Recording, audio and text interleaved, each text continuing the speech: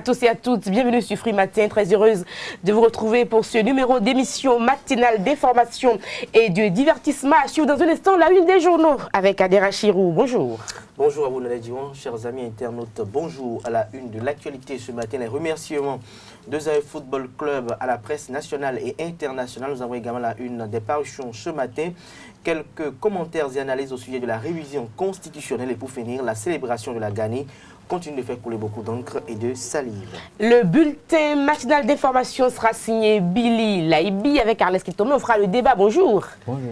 On fera le débat. On parlera évidemment de la révision de la Constitution et puis nous parlerons aussi donc de la dernière sortie du chef de l'État, le président Patrice Talon, les prévisions astrologiques assurent également sur Free Matin, les sports avec l'Alliance Adiak Benon. Si tout va bien, bienvenue. Bonjour, voici la une des journaux présentée par Kadera Chiro. Papa. Oui, ma fille. Tu sais, je t'ai dit qu'après mon bac, je veux devenir journaliste reporter d'images, non? Papa, tu penses m'inscrire où? Esaü, papa. Waouh! Maman, maintenant que j'ai eu le bac, je veux faire les finances et trésors. Tu comptes m'inscrire où? Esaü, mon fils. Esaü? Oui, maman! Papa, Oui. tu sais qu'après mon bac, je veux être diplomate, non? Et tu comptes m'inscrire dans quelle université? Mais Esaü, naturellement. Esaü? À ESAE, vous êtes bien formé dans les filières comme administration du travail et de la sécurité sociale, administration générale et territoriale, administration des impôts, gestion des marchés publics, planification et développement local, droit et sciences économiques et de gestion. ESAE, c'est aussi sa télé numérique ESAE TV et son journal L'Informateur. ESAE, c'est à Bedjromede, 3e rue après le carrefour 16 ampoules allant à Jericho. Numéro de téléphone 98 98 14 00 96 80 55 11 90 93 65 21.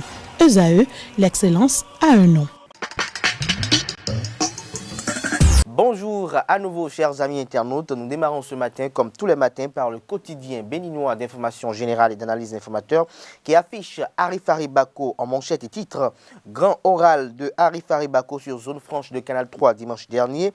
Le parrainage existe aussi en France, a-t-il laissé entendre, et il permet de résoudre la question du cautionnement. À découvrir l'intégralité de son intervention sur cette télévision privée dans les colonnes de la parution du jour de l'informateur, précisément à la page 3. Nous restons à la une de l'informateur de ce matin. Grande mobilisation à René-Pleven mercredi dernier. ESAÜ Football Club remercie les médias nationaux et internationaux ensemble pour plus de victoires. Toujours à la une de l'informateur de ce matin, démarrage des classes culturelles au Bénin. La pierre de Florent Ressou à la réussite du programme d'action du gouvernement bénin révélé du président Patrice Talon vous est publié dans les colonnes de la parution du jour du Canard. À l'oreille droite de la une de l'informateur de ce matin, une invite à lire le journal École des étudiants en journalisme à l'École supérieure d'administration d'économie de journalisme et des métiers de l'audiovisuel ESAE. Le challenge en manchette ce matin, révélation du député Arifari Bako sur Canal 3 ce dimanche. Nous avons respecté les 7 balises qui ne changent pas le Bénin en une nouvelle république, a-t-il laissé entendre. Les détails dans les colonnes de la parution du jour du Canard. Toujours à la une de le challenge de ce matin, Pascal Todinou à propos de la révision de la Constitution. Elle est révisée, promulguée. Le peuple est tenu d'en prendre acte. Nous passons à présent à Le Béninois libéré. Communiqué final de la rencontre des anciens présidents du Nigeria et du Bénin, Soglo et Obasanjo déraillent selon le confrère.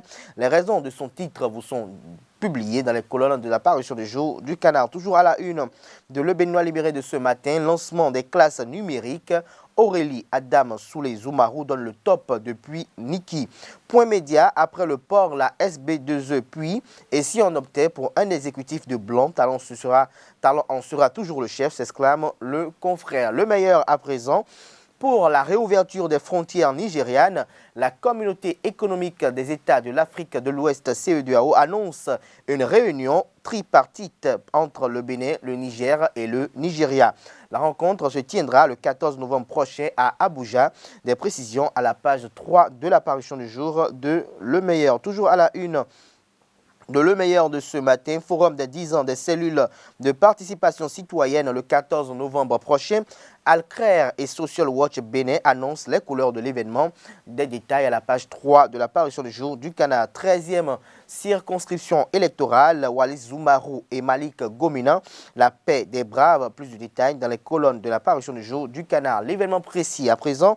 Professeur Victor Tokpanou, rapporteur général du dialogue politique initié, invité plutôt de Soulab à Palabre au siège du quotidien L'événement précis. La révision correspond au point retenu par le comité des experts, a-t-il laissé entendre. L'intégralité de son intervention au confrère de L'événement précis vous est publié aux pages 4, 5, 6, 7, 8 et 9 de la parution du jour de L'événement précis. Le Soleil Bénin Info, à présent, animation de la vie politique au Bénin. L'opposition doit se réinventer face au bois de la Marina.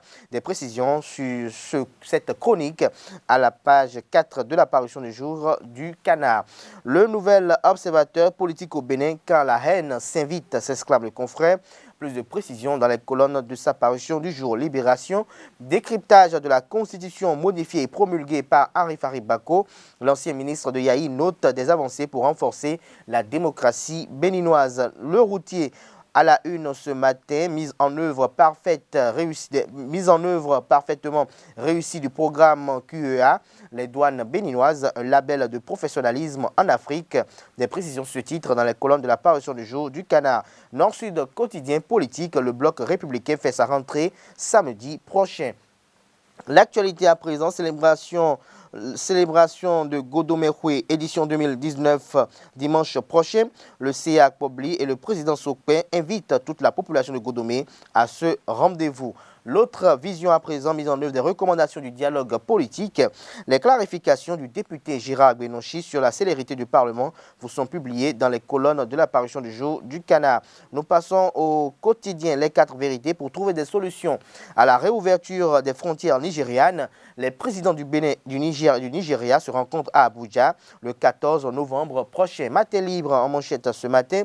Révision de la Constitution. Komikoutié déplore l'indifférence des Béninois. Fermeture des frontières nigérianes. Le carburant désormais impacté. Obasanjo et Soglo préconisent des solutions. Le matinal en manchette ce matin. Examen national de licence 2019, 112,21% de taux de réussite. Des détails à la page 2 de la parution du jour du Canard. Réhabilitation du palais impérial de Niki. Abler Biotiane réaffirme l'engagement du gouvernement. Des détails à la page 11 de la parution du jour du Canard. Le quotidien de service public pour mettre un terme à la une des journaux de ce matin, appui de la Banque africaine de développement, 221 milliards de francs CFA d'investissement au Bénin en 2020 et Ghani, le gouvernement aux petits soins pour Niki. Les quotidiens béninois sont disponibles dans les kiosques, près de 300 francs CFA. Vous les avez aussi et surtout en ligne. Nous passons à présent au bulletin matinal d'information avec Billy Laibi. Mesdames et messieurs, bonjour. La ministre du Numérique et de la Digitalisation, Aurélie Adamsoulé-Zoumarou, a procédé à l'installation des classes numériques dans 12 écoles primaires le samedi 9 novembre dernier. La cérémonie de remise de matériel et d'équipements informatiques s'est déroulée à l'école primaire publique de Gori-Maro à Niki. L'objectif est de permettre aux jeunes apprenants de faire partie de la génération numérique. Selon l'autorité ministérielle, c'est à juste titre que le gouvernement, qui ambitionne de positionner le Bénin comme une plateforme de services numériques, l'a inscrit au nombre des activités de son département à travers l'Agence béninoise de services universels des communications électroniques et de la poste. Il faut noter qu'en dehors de l'école primaire publique Gori-Maro, dans le Borgou, il y a entre autres les écoles de Siker Nord, de Baouyan, d'Aplaroui, de Guinkomé, de Porte-Novo et de Beto. Le préfet de Borgou, Djibril Mamassissé, a exprimé sa satisfaction face au geste du gouvernement. Il a invité les apprenants à faire bon usage du matériel mis à leur disposition. 63 personnes maintenues en détention au lendemain des violences post-électorales d'avril. Mai-juin 2019, au Bénin ont recouvré leur liberté le vendredi le vendredi 8 novembre dernier, le procureur de la République, Mario Metonou, a autorisé leur mise en liberté immédiate. Ce conformément à la loi sur l'amnistie adoptée le 31 octobre 2019 par l'Assemblée nationale et promulguée par le chef de l'État mercredi 7 novembre 2019. L'une de ces recommandations du dialogue politique initié par le chef de l'État, Patrice Talon, la loi d'amnistie entre dans le cadre du retour à la paix et du maintien de la cohésion nationale. Il faut préciser qu'avant d'être promulgué par le président Talon, l'avant-projet de cette loi a été examiné en procédure d'urgence par les députés au cours de la session budgétaire.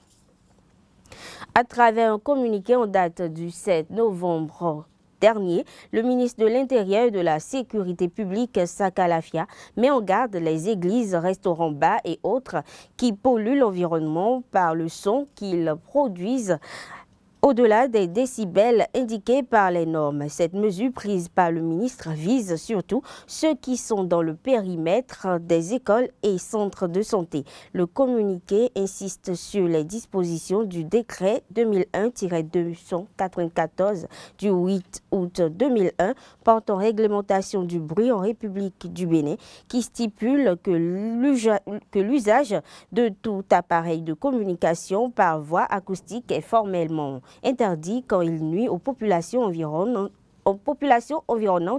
élèves et malades. Saka Lafia invite au sens de responsabilité des promoteurs de ces établissements pour le respect de la loi et de la commodité du voisinage. De même, il instruit les instances de contrôle à sévir en cas de manquement aux dispositions réglementaires. Le samedi 9 novembre dernier, les fidèles musulmans ont célébré le Mawloud, jour de naissance du prophète Mahomet. Cette fête a lieu à la date du 12e jour du mois de Rabi al-Awad dans la religion islamique. À travers cet élément, voici l'historique de la naissance du prophète. La nuit de la naissance du prophète Mohammed, paix et salut sur lui, est communément appelée Mawloud dans le monde musulman. Elle survint exactement une nuit de lundi, 12e du Rabiul Awal, 3e mois du calendrier hégirien, à l'an 570 du calendrier grégorien. Cette naissance eut lieu dans un contexte historique et géopolitique sans précédent. Elle survint dans un monde enténébré et plongé dans une ignorance profonde d'Allah. Les peuples avaient oublié les messages des prophètes envoyés auprès d'eux, s'adonnant à des pratiques dignes du paganisme et de l'animisme qui les éloignaient de plus en plus d'Allah. Le prophète Mohammed Rasulullah, dans la lignée apostologique, est le sceau des prophètes, mais il est aussi le guide des envoyés. Sa seigneurie et son éminence sur l'ensemble des prophètes et par extension sur l'ensemble du genre humain sont indubitablement reconnues. Une coutume qui puise sa légitimité de la connaissance du rang du prophète auprès d'Allah et de la miséricorde dont il est porteur, ainsi que des faveurs découlant du service qu'on lui rend, que les pieux ont tenu à célébrer cette nuit, espérant s'attirer les grâces et les bienfaits liés aux largesses qu'Allah a gratifiés aux prophètes. Ils ont invité les fidèles à se conformer à leur exemple, car ils ont toujours dit qu'il est inadmissible pour un musulman de considérer la nuit de la naissance du prophète au même titre que les nuits qui l'ont précédé ou qui l'ont suivi.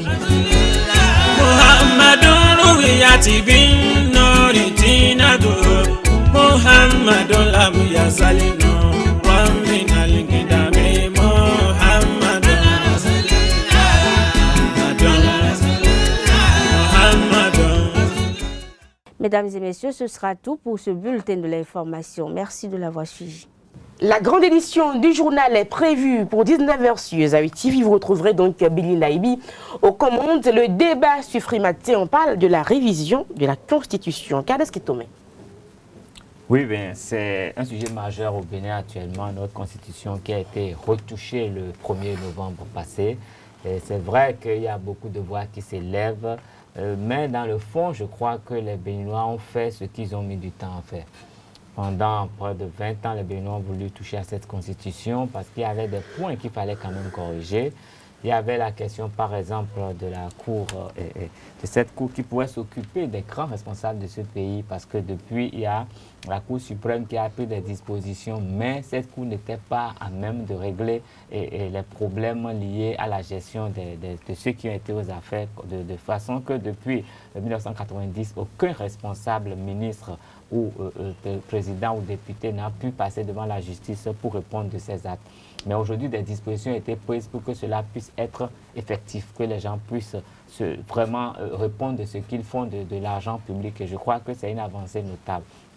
Dans le fond, globalement, la plupart des points auxquels les Béninois ont toujours souhaité toucher ont été touchés. Le point qu'on a voulu préserver, celui du mandat et du nombre de mandats du président de la République, ce point n'a pas été touché. Je crois que c'est le point qui faisait le plus peur à tout le monde. Mais le président Talon a eu l'intelligence de ne pas toucher à ce point. C'est vrai qu'il y a d'autres points qui sont apparus auxquels on ne s'attendait pas, qui nous font, en fait, on réfléchit encore. Et je me demande si tous les Béninois qui maîtrisent vraiment ce secteur, ces constitutionnalistes, ont été quand même consultés pour que nous puissions prévoir à l'avance les conséquences de cette loi qui vient d'être votée. Parce que quand nous instaurons un poste de vice-président, il y a forcément des implications en termes de compétences, en termes financiers. Il y a beaucoup de choses que ça change, qui ira désormais devant le Parlement faire le point de la gestion. Il y a beaucoup de choses qui quand même, qu'on doit bien régler à ce niveau. Je crois qu'avant de changer ce genre de truc, il n'aurait pas été mauvais de consulter autrement le peuple pour qu'on sache si le peuple voulait qu'il y ait deux personnes à la tête de l'État. C'est vrai que ça résout un problème en temps de vacances de pouvoir. Mais c'est fondamental, c'est tellement sensible que je pense qu'on aurait pu aller un peu plus doucement. Mais sur les autres points, je crois que pour l'essentiel, c'est ce qu'on aurait voulu. Et l'alignement des mandats, c'est des points dont beaucoup de politiciens ont parlé au Bénin. Aujourd'hui, il y a des gens même qui semblent ne pas être trop contents de ce qui a été fait. Mais par le passé, ils ont tous eu à évoquer ces questions parce que, vous savez, nous sommes en élection tout le temps. Tous les 2 ans, il y a une élection au Bénin. Et quand il y a une élection, c'est beaucoup d'argent. L'administration c'est beaucoup d'énergie. L'administration ne fonctionne plus. Il y a beaucoup de freins au travail, au développement. Et l'idée de coupler les élections, c'est quand même quelque chose de très bien. Nous savons que peut-être tous les 5 ans, nous avons un rendez-vous électoral. C'est vrai, vous savez, aujourd'hui, le président Talon n'est pas déjà encore à la fin de son mandat, mais il y a beaucoup de tractations en vue de la présidentielle de 2021. Il y a des gens qui ne travaillent plus bien d'administration ou bien qui travaillent mal, qui font des choses pour se faire remarquer quand même, pour passer et pour être candidat ou pour pouvoir travailler à côté d'un éventuel candidat. Donc, c'est beaucoup de perturbations. Et je crois que si nous pouvons faire cet exercice tous les 5 ans, ça va nous faciliter la tâche. Et ce serait bien aussi pour des gens qui veulent être députés, et ils vont avec des candidats, ils lui prennent beaucoup d'argent. Après, pour être candidat à la législature, ils sont contre lui, ils sont dans le camp adverse et tout. Il y a des jeux très malsains. Et puis, quand ils viennent à l'Assemblée, on ne sait plus s'ils sont opposants, s'ils sont... On ne connaît jamais leur position. Mais maintenant qu'il faut faire et les communales, les municipales et la présidentielle, je crois que les positions seront très claires et les gens seront obligés de nous dire pourquoi ils vont de tel côté. L'idéologie qu'ils défendent sera claire. On saura que ceux-là, ils viennent peut-être pour favoriser la création des entreprises, l'industrialisation du pays ou pour gérer le social. Et on saura vraiment avec qui on est. Parce que quand un chef d'État vient, on lui demande tout à la fois. Et on veut du social, on veut l'industrialisation, on veut beaucoup d'argent. Et finalement, il peut faire quoi? On ne peut pas tout faire à la fois. Donc, c'est un pour tout. Et à la fin, on ne sait pas ce qu'on fait. Donc, je crois qu'il y a quand même des dispositions qui ne sont pas mauvaises. Maintenant, on dit que la loi reste la loi. Et c'est les hommes qui sont là pour mettre en application la loi. Il faudrait maintenant que nous fassions preuve de sagesse et d'intelligence quand nous allons vouloir mettre en application toutes ces choses. Que la malice et cet esprit démoniaque ne nous guide pas. Parce que vous savez, les textes de droit, on peut les manipuler. Quand on commence à interpréter, ce n'est jamais facile, ça n'en finit pas. Et là, eux, ils vont se faire beaucoup d'argent en tirant sur la corde et le peuple sera en train de souffrir. Donc, on va souhaiter que tous les Béninois fassent preuve de sagesse quand il va falloir interpréter ces lois-là. Et ce serait pas mal pour nous. Ça va nous permettre de faire quand même un pas vers l'avant. Alors, Kader Achirou. Non, je tiens d'abord à préciser d'entrée de jeu que toute législation regorge toujours des limites et que constamment elle est perfectible. Et donc ce qui a été effectué de la nuit du jeudi 31 octobre au petit matin du 1er novembre 2019 est un fait historique. 29 années après son élaboration, la constitution béninoise a été amendée pour la première fois. Et je tiens à préciser également que c'est une première en Afrique de voir un président de la République qui peut-être aux manettes ou peut-être est dans l'ombre à tirer des ficelles, mais sous l'égide duquel il y a une révision constitutionnelle dans laquelle on renforce le dispositif de mandat du président de la République pour que cela soit uniquement à 2. Généralement, quand c'est fait par les présidents d'Afrique, c'est pour se pérenniser au pouvoir, c'est pour se Évidemment, pérenniser lorsqu'on au pouvoir. connaît le parcours de l'homme, on ne devrait pas s'étonner parce qu'on sait bien que le président Talon, dès le départ, ne voulait pas forcément être président. Et puis après, on sait également qu'il a promis un mandat unique, donc ce n'est pas déjà quelqu'un qui tient à un poste de président, déjà. Voilà, il ne tient pas au pouvoir. Et donc, désormais au Bénin, la première avancée qu'il faut noter dans cette révision constitutionnelle, c'est que plus aucun président de la République ne fera plus de 2 mandats dans sa vie. 2 mandats dans sa vie. C'est assez clair par rapport à cela. L'autre chose qui a été une chose assez salvatrice au niveau de cette révision constitutionnelle, c'est que le mandat des députés désormais est limité. C'est-à-dire que c'est 5 ans renouvelables 3 fois et c'est fini. 3 mandats dans sa vie également. Parce que nous avons constaté que moi, par exemple, depuis que je suis né, il y en a qui sont parlementaires et jusqu'à ce jour, ils sont toujours parlementaires. Il y a d'autres, n'auraient été les événements malheureux qu'on a connus en 2019, ils seraient également au sein de la 8e législature, donc ils auraient fait toutes les 8 législatures. Il y en a, quand j'ai 3 tout de suite à l'esprit, qui ont fait les 7 législatures du Parlement béninois. Est-ce qu'on a comme fonction dans une république parlementaire? Je ne sais pas s'il y a un pays au monde où il y a des gens qui ont cette fonction-là. On dira non, ils sont des anciens, ils ont certaines connaissances, mais au fil du temps, quand même, il y aura de nouvelles personnes qui pourront avoir ces connaissances et mieux que ces anciens. C'est cette façon de mystifier les choses qui font que parfois, on estime que dans la jeune génération, il n'y a pas de compétences. Je crois que c'est une véritable avancée à ce niveau. En dehors de cela également, il y a l'institutionnalisation dans la République du Bénin d'une Cour des comptes. On a libéré la chambre administrative de la Cour suprême pour qu'elle soit plus autonome, pour que cette Cour des comptes puisse s'occuper véritablement des délinquants qui s'amusent avec les sous de la République, les ministres qui s'amusent qui distraient les fonds de la République, soit à des fins politiques ou à des fins personnelles, et que le président de la République aussi puisse aller devant cette Cour aussi pour s'expliquer face à certaines situations. Nous savons un peu comment le dispositif est assez écorcé au niveau de cette Cour, ce qui permet parfois aux ministres qu'une fois, après avoir, je rappelle très bien le président Ousmane Batokor, lors de l'installation des membres de la Cour de répression des infractions économiques et du terrorisme, il dit quelqu'un qui vole au poulet au Bénin, sa place tout de suite c'est dans les prisons, dans les administrations pénitentiaires. Mais quelqu'un qui vole des milliards, il est ministre, il finit, son refuge, c'est à l'Assemblée nationale et il dit qu'il siège au palais des gouverneurs. Il devient gouverneur. Et donc, désormais, avec cette Cour des comptes, il n'y aura plus de gouverneurs, mais il y aura des gens qui pourront, après avoir volé l'argent de l'État, répondre... après avoir servi l'État, répondre de leurs actes et de ce qui leur est reproché. Il y a également le fait qu'on a reconnu, on a accordé une place de choix à la chefferie traditionnelle dans cette révision constitutionnelle. C'est une bonne chose. C'est la preuve de ce que le président Patrice Talon, les députés de la 8e législature reconnaissent la place qu'occupe la chefferie traditionnelle dans la République du Bénin. Nous avons également qu'il y a eu une disposition qui a été introduite, celle de la ratification des accords de prêt, parce que par le passé, même sous le régime du président Boniaï, à cause des enjeux politiques et politiciens, parfois il arrive des moments où le chef de l'État a envie de ratifier un accord de prêt et à cause des considérations politiques, il n'y parvient pas. Et donc, on a donné désormais carte blanche au chef de l'État de pouvoir ratifier les accords de prêt et rendre compte 90 jours après à l'Assemblée nationale. Je crois que c'est également une avancée. C'est vrai que les gens poseront des questions pour savoir pourquoi le chef de l'État ne pourrait pas procéder par une ordonnance, même si l'Assemblée le bloque. Je crois qu'avec le temps, comme j'ai dit tout à l'heure dans mes propos, toute loi pose toujours des limites et elle est perfectible à l'avenir. Nous avons également l'institutionnalisation également du ticket présidentiel, c'est-à-dire un poste de vice-président. Il faut rappeler qu'il y a eu un poste de vice-président. Pourquoi? Parce que au dialogue, les gens sont assis pour échanger sur la mesure de pouvoir trouver des voies et moyens pour sortir d'une crise. Et donc, l'idée est venue d'organiser les élections générales. Et donc, pour organiser les élections générales, il y a eu 3 années qui sont venues, 2020, 2021 et 2026.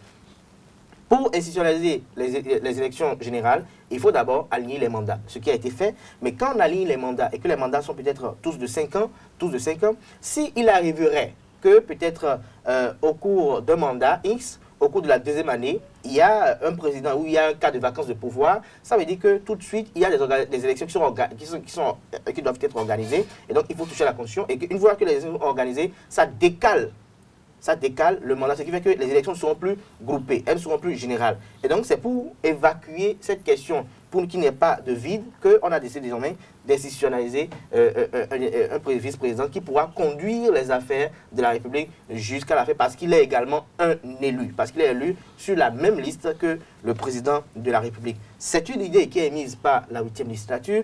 La 9e ou peut-être la 10e peut revoir encore cela, parce que s'il n'y a pas de loi qui restent immodifiables. Je reste heureux que les fondamentaux, en ce qui concerne la laïcité de l'État, la forme républicaine, n'ont pas été modifiés. Et je tiens à préciser également que tout ce qui a été fait aujourd'hui, tout ce qui a été introduit dans cette constitution, relève un peu des vœux latents du feu général Mathieu Kérékou, du président Thomas Bouniaï, qui à travers diverses commissions, nous avons connu beaucoup de commissions en ce qui concerne la révision de la Constitution, avait émis ces propositions, dont l'institutionnalisation de la Cour des comptes et l'institutionnalisation des élections générales au Bénin. Donc pour moi, il y a une véritable avancée, et vous aurez dû constater d'ailleurs que à la suite de cette révision constitutionnelle, les uns et les autres ne sont pas montés au créneau pour essayer de se fondre dans les additions de colère confuses qu'ils ont l'habitude de distiller dans, je dirais, l'opinion publique nationale et internationale. Parce que ce qui les préoccupe, c'est le pouvoir.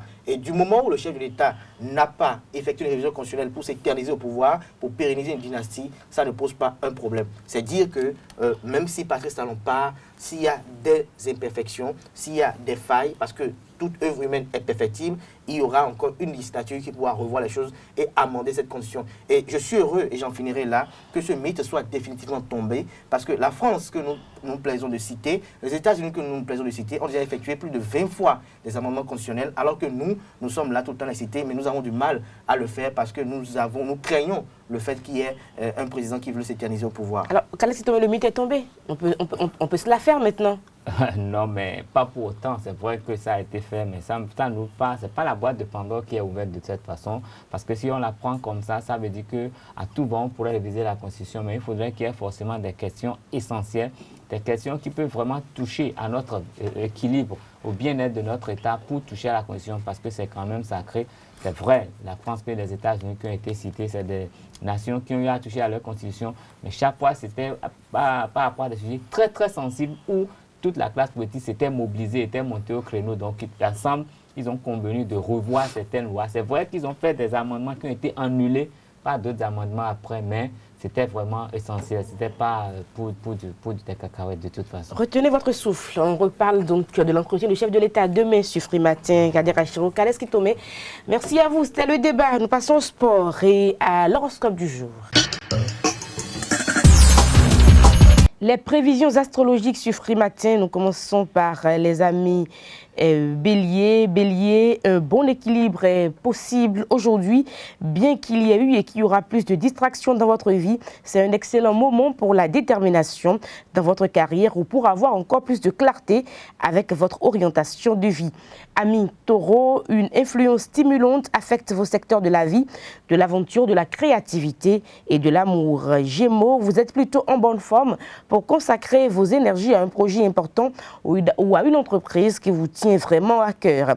Amis Cancer, vous êtes également en bonne forme pour puiser tout ce qui vous inspire aujourd'hui et pourquoi pas au cours de la semaine et y consacrer toute votre énergie. Lion, vous êtes roi de la forêt, vous semblez avoir la bonne combinaison d'ambition et de volonté pour déployer vos efforts. Vous pouvez être entièrement concentré sur la maîtrise de votre travail, de votre position ou de votre argent. Nous passons à présent aux amis vierges. Amis vierges, nous sommes à vous êtes prêts à vous engager pour quelque chose qui vaut vraiment la peine. Et heureusement, votre sens de ce qui est précieux et digne de votre énergie est clair. Amis Balance, les énergies aujourd'hui sont bonnes pour prendre un peu de temps pour résoudre un problème assez important, Scorpion. Bien qu'il puisse y avoir un décalage ce matin, une partie de vous veut se reposer et une autre veut travailler. À vous de voir. Amis Sagittaire, vous pouvez arriver à identifier facilement les attitudes qui vous ont toujours empêché d'évoluer pour le camp d'aujourd'hui. Amis Capricorne, cela peut prendre un peu de temps avant de prendre un rythme agréable aujourd'hui, mais la journée s'annonce plutôt belle pour vous, chers amis. Verseau, Amis Verseau, bien que la journée puisse commencer sur une note plutôt embarrassante, une fois que vous êtes entré dans le vif du sujet, il vous sera facile de trouver inspiration et enthousiasme. Poisson pour boucler la boucle, il peut être difficile de consacrer votre besoin de temps de tranquillité avec vos contraintes au cours de la première moitié de cette journée. Mais votre bien-être augmente au fur et à mesure que la journée avance. C'était donc les prévisions astrologiques sur Free Matin. Nous passons à toute l'actualité sportive avec Lario Sadiak-Milan. Bonjour amis internautes, Esaïe Football Club va connaître dans quelques heures ses adversaires à la phase de groupe de la Coupe de la Confédération Total CAF 2019-2020. Le tirage au sort a lieu tout à l'heure à 10h GMT, 11h heure béninoise du côté du Caire. Le directeur sportif de la formation universitaire est arrivé tôt ce matin au Caire pour assister à cette cérémonie de tirage au sort de la phase de groupe de la Coupe de la Confédération. Nous vous donnerons les résultats dans la grande édition du soir du journal télévisé. Et pour ce tirage au sort, la CAF, la Confédération africaine de football, a constitué 3 chapeaux. Dans le premier chapeau, nous retrouvons Oroya AC de la Guinée-Conakry, Renaissance sportive de Berkane du Maroc, Eyimba Daba du Nigeria, Al-Masri de l'Égypte. Dans le chapeau numéro 2, nous avons Hassania Agadi du Maroc, Zanaco FC de la Zambie, Enugu Rangers du Nigeria et Joliba AC du Mali. Esaïe Football Club se retrouve dans le chapeau numéro 3 en compagnie de 7 autres équipes. Nous avons Paradou AC de l'Égypte, Daring Club Motebe Pembe de la RDC, San Pedro de la Côte d'Ivoire, Pyramide FC de l'Égypte, Al Nasr de la Libye, FC Nouadhibou de la Mauritanie et Bidvest White de l'Afrique du Sud. Et tout à l'heure, ces différents clubs vont connaître leur sort pour la suite de la campagne africaine en ce qui concerne la Coupe de la Confédération 2019-2020. Et sur un autre plan, les écureuils quittent aujourd'hui Cotonou pour rallier le Nigeria et précisément Oyo, où ils vont rencontrer les Super Eagles du Nigeria pour le compte de la première journée des éliminatoires de la Coupe d'Afrique des Nations CAN Égypte, CAN Cameroun 2021. Il faut dire, après les absences de Olivier Verdon pour cause de suspension, carton rouge écopé lors du quart de finale contre le Sénégal en Égypte en juillet dernier, et de vice-capitaine des écureuils Khaled Adenon, blessé depuis quelques semaines, et également du natif d'Alada, l'Aldrésien David Djigla, qui est également blessé. Hier, la Fédération béninoise de football a annoncé le forfait pour le compte de ce match de Sebio Soukou, l'une des pièces maîtresses de Dussier depuis son retour à la tête de la sélection béninoise. Le sociétaire ou le pensionnaire de la Bundesliga 2, le championnat de la deuxième division d'Allemagne, souffrirait d'une intoxication alimentaire. Donc c'est avec un groupe réduit ou très décimé que le sélectionneur Michel Dussuyer va composer face à son homologue Gernot Hall ce mercredi du côté d'Aba. Ainsi se referme votre émission Free Matin. Portez-vous bien. Au revoir et à demain pour un autre numéro. Au revoir.